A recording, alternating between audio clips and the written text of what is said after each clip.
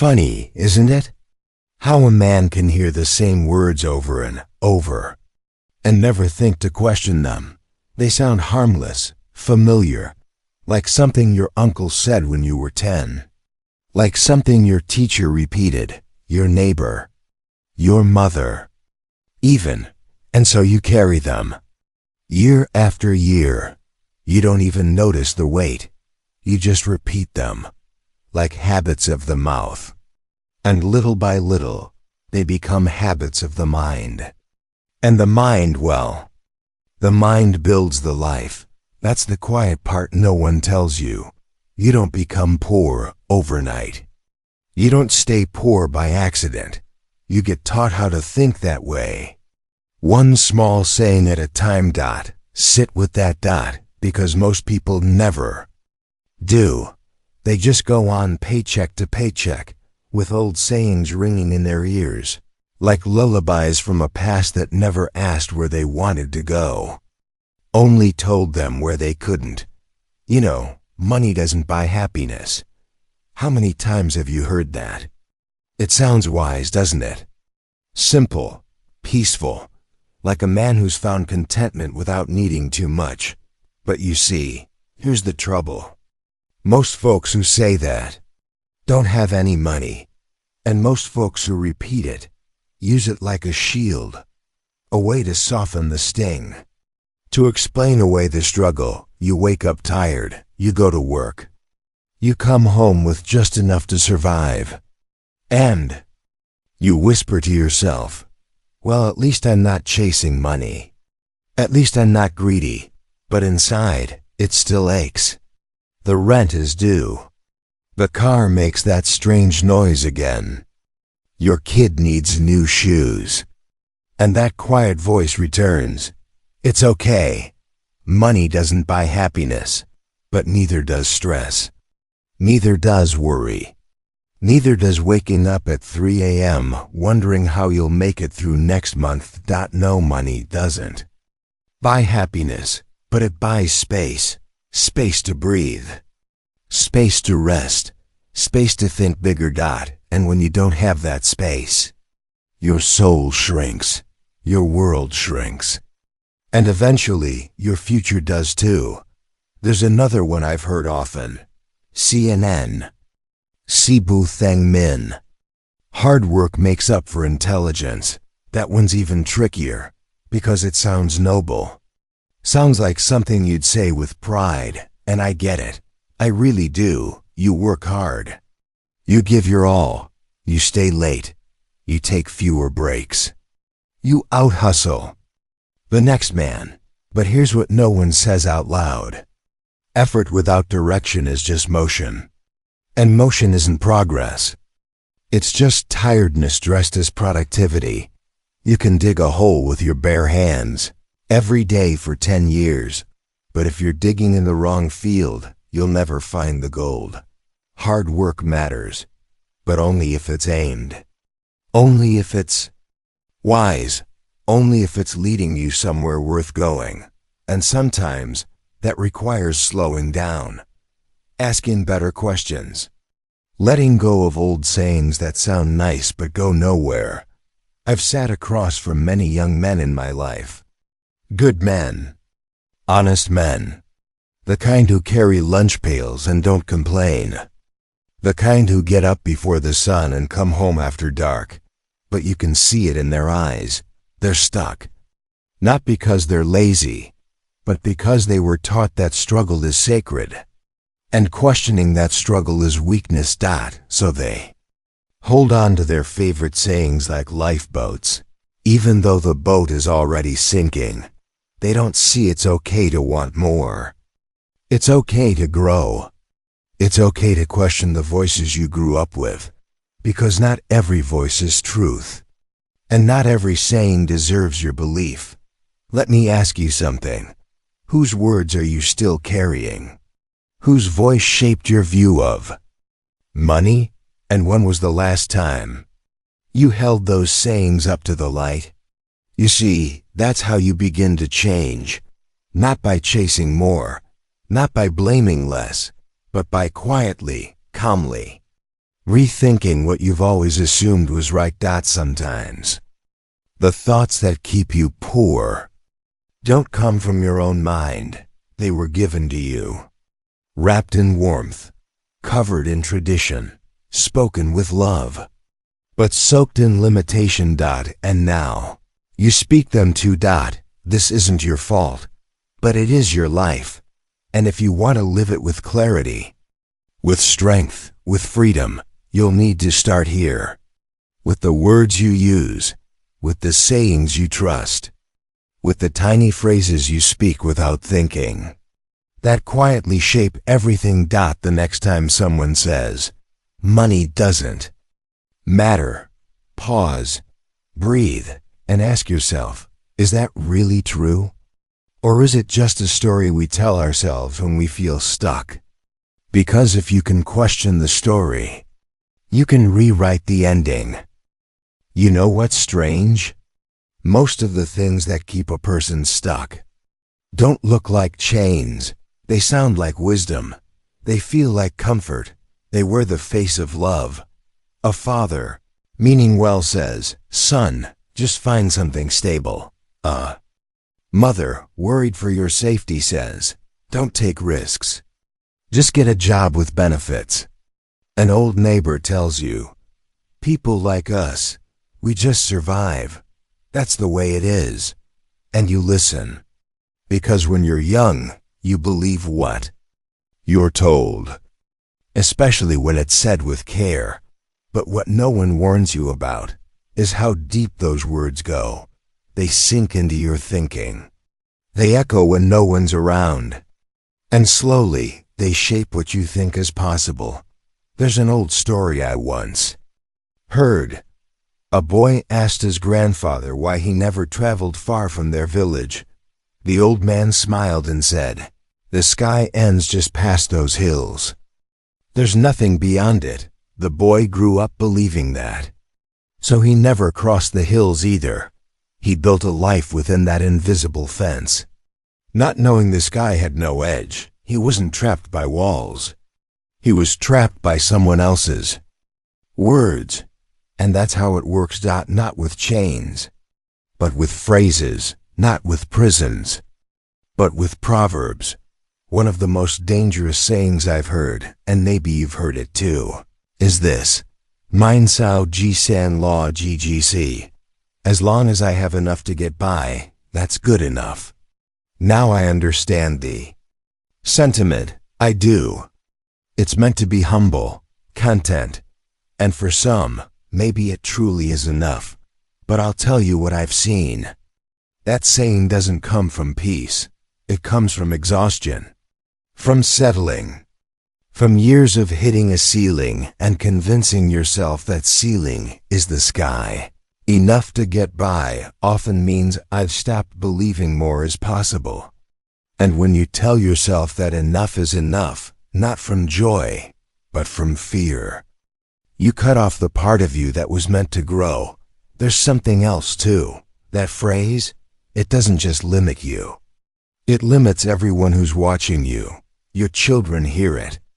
Your friends repeat it. Your younger self, deep down, inside, still longs for more. But he's been told to stay quiet. You see, these sayings don't just reflect your current life. They create your future. Say them often enough, and they begin to arrange your decisions.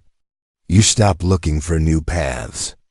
You stop learning new things. You stop asking better questions. You wake up one day and realize your world is small. Not because you chose smallness, but because you inherited it. And then there's this old classic, Joko la du me mdn. Wealth is just a matter of luck. Now that one's a thief. It steals your responsibility. It robs your ownership. And worst of all, it tells you that effort doesn't matter. So you go through life waiting for the right moment, waiting for a chance, waiting for some stroke of luck to land on your doorstep. But you forget, luck is wind. It moves where it wants. But direction is choice. And only you can choose it. When you believe wealth is luck, you never plant. You never water. You never till the soil. And then you wonder why no harvest ever comes. I knew a young man once, bright, disciplined, curious. He'd grown up in a home where every wealthy person was talked about with suspicion. Must have cheated someone, probably born rich. They don't care about people like us. And even though he wanted success, deep down he felt ashamed of it.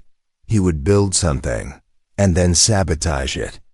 He would start something and then second-guess it. He couldn't figure out why, but I could see it clear as day. He was still fighting ghosts, still trying to grow a new life in soil that had been salted with old sayings. He wasn't lazy. He wasn't foolish. He was just conflicted. And until he questioned those beliefs, he stayed stuck. So let me ask you something. And I want you to really sit with it. What phrases live in your head that never came from you? What old truths have you accepted without checking if they're still true? Because here's what I've learned, son. Most people don't live their life. They live the life their beliefs allow. And most of those beliefs were handed down like old coats, too small, too heavy. But you wear them anyway, because they're all you've known. But the moment you stop, the moment you turn inward and say, do I really believe this? Or was I just taught to? That's the moment the chain starts to loosen. And it doesn't take much, just a sliver of doubt, a breath of honesty, a whisper of clarity. That's how a new life begins. Now don't rush ahead. Don't try to fix it all at once. This kind of work, the quiet undoing of old truths, it takes time. It takes care. You don't yank out roots. You uncover them slowly, gently, like a man pulling weeds from a garden he's finally ready to tend to. You just begin. You question, you observe, and you stay awake. Because truth doesn't scream. It doesn't push. It doesn't force. It just waits for you to notice. It's a strange moment. The first time you realize the voice in your head isn't yours. Not really. It sounds like you. But it's borrowed from your mother's worry, your father's fears, your uncle's opinions, your neighbor's caution. And you've been repeating those words for so long. You forgot to ask if they still fit. But here's the good news, son. Once you can see the pattern, you can step out of it. And that's where things begin to change. Not with a raise. Not with a win. Not with some sudden luck or windfall. But with clarity. The quiet moment when you finally say, wait, what if that saying isn't true? That's when the mind starts to stretch. And when the mind stretches, the life follows. Because poverty, as I've come to see it, isn't just a lack of money. It's a lack of vision, a lack of belief, a lack of freedom to think differently. You can give a man $10,000. But if he still thinks like a poor man, he'll lose it. You can give him a business idea. But if he still fears failure more than regret, he'll never begin. You can put him in a room full of opportunities. But if his ears are still full of the old sayings, people like us don't do things like that, then he won't even see the door, let alone walk through it. Let me say something plainly. You're not poor because of your job. You're not stuck because of your family. And you're not limited because of your country, your age, or your background. You're limited because of the rules you've never thought to question. And most of those rules are hidden inside familiar little phrases, sayings like, money isn't everything. I'm just not good with numbers. It's too late to start over. I'd rather be happy than rich. That's just how life is. They sound innocent, but they're cages, and the more you say them, the smaller your world becomes. You don't need a promotion.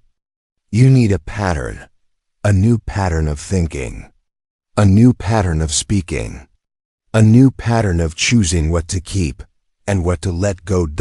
Because everything you say shapes what you believe, and everything you believe shapes what you allow, and what you allow becomes your life. So the next time someone says, money doesn't matter, pause. Think, and ask yourself, is that helping me build the life I want? Because you don't get extra points for being broke. You don't get more spiritual by staying stuck. You don't find peace by pretending everything's fine. Peace comes from alignment, when your actions match your values, when your beliefs match your truth, and when your life reflects your potential. Now listen carefully. This isn't about greed. This isn't about chasing wealth for the sake of status. This is about agency, about freedom. Because when you're always just getting by, you don't think about growth. You don't invest in your kids' future. You don't rest well. You don't dream wide. You shrink. Not because you want to, but because you're too busy surviving to do anything else. And that's what these old sayings do. They keep you comfortable in survival and afraid of expansion. But what if you flipped the script?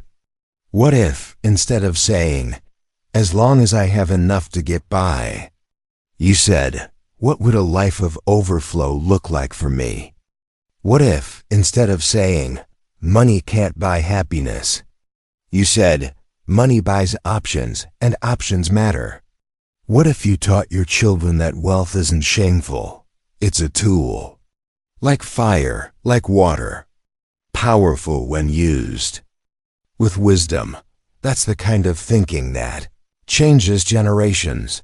That's the kind of mindset that breaks cycles. Now, I won't pretend this is easy. You've carried these sayings for years. They feel safe, familiar.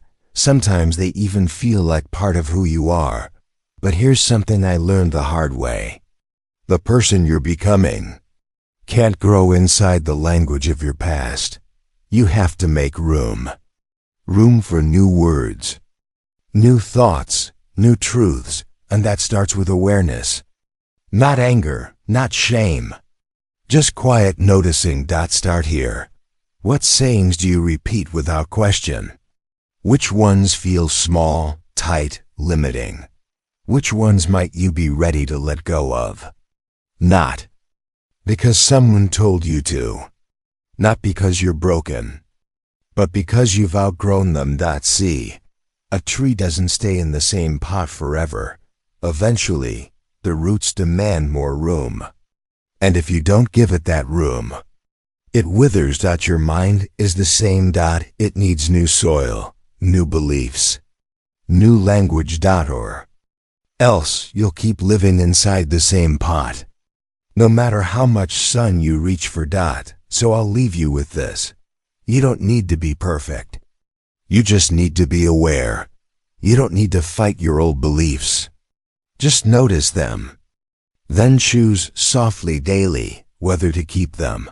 And if you find even one old saying that no longer serves you, and you let it go, that's the beginning of a very different life. Not all at once, but little by little, word by word, thought by thought. Because the real breakthrough doesn't come from outside. It starts in the mouth, then moves to the mind, then to the future. There's a young man I used to sit with years ago. He reminded me a bit of you. Quiet eyes, strong back. Carried the weight of his whole family on his shoulders, though he never said it out loud.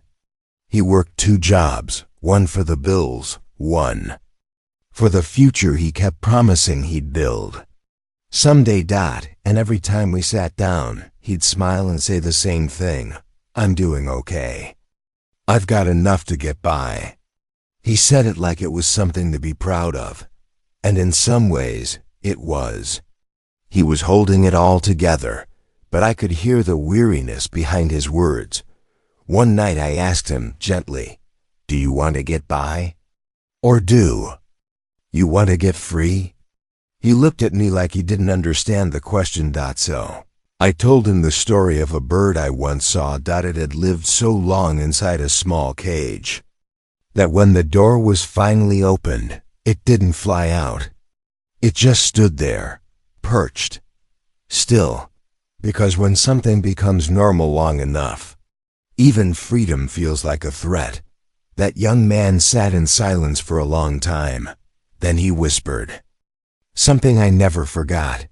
"I don't know what I believe anymore, but I know I didn't come this far, just tired." And that was it. No shouting, no big moment, just a flicker of truth, like a match struck in the dark. That's all it ever takes, really. Just enough light to see the next step. He didn't change overnight, but he began. He started writing down the things he used to say without thinking. He questioned them, one by one. Money doesn't matter. People like me don't get rich. As long as I'm not greedy, I'll be okay. He sat with those sayings like old furniture, tried to remember who gave them to him, asked himself which ones he wanted to keep. Slowly, his thinking changed, his habits changed, his life changed. Not perfectly, not quickly, but clearly. And the last time I saw him, he wasn't surviving anymore. He was choosing, building, living by his own words. Now I'm not here to tell you what to believe. That's not my job. But if anything I've said has struck something in you, if even one old saying started to feel uncomfortable, then maybe, just maybe, it's time to take a deeper look. Because here's the truth, son. You weren't born to just repeat what you were told. You were born to choose, to question, to grow. And sometimes growth begins with something as simple as letting one sentence go. So if this helped you, even a little, send it to someone who still believes the old sayings, who still thinks their cage is locked, who still whispers, "As long as I have enough to get by." Maybe they're just waiting for someone to ask, "Do you want to get by? Or do you want to get free?" I'll be right here whenever you're ready for the next step. Until then, take care of your mind. Take care of your words.